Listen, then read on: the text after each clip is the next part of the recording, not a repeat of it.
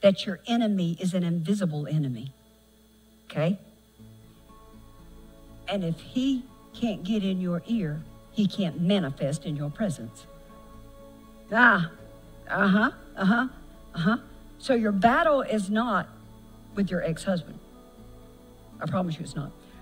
Your battle is not with Mom and them. Your battle's not with Junebug. Your battle's not with Sally Sue that's next door. Your neighbor is not your battle. Your battle is not your kids. Your battle is not your bank account. Your battle is not your work atmosphere. See, the thing is that you are not fighting things or people, the things and people that you can see.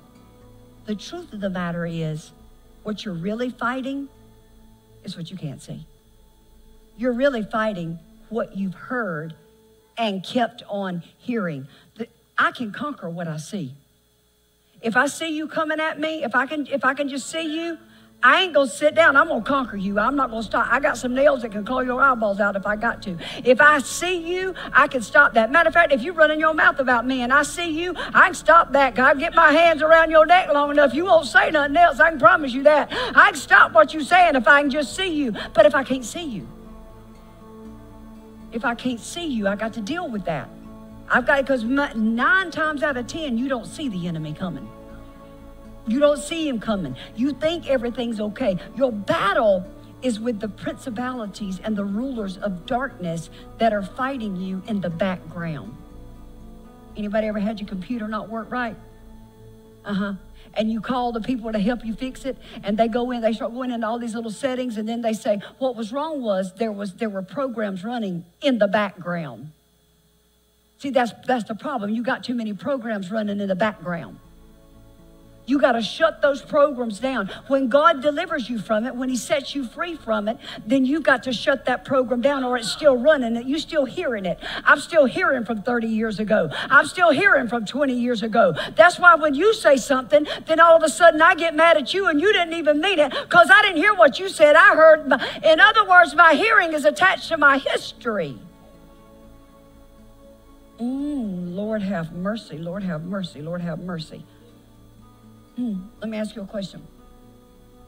Have you ever been with somebody and somebody else or something said something that was demeaning to that person and it didn't bother them?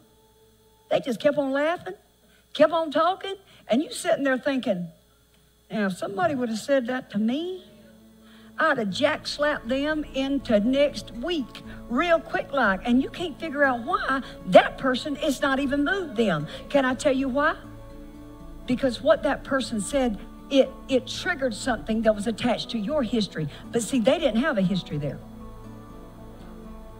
They might have used to have been that person, but they've already shut that history down. So now it can be said in their presence and it doesn't move them. They just keep right on talking because they didn't hear with their history. They heard in their present. Why? Because they want to go to their future.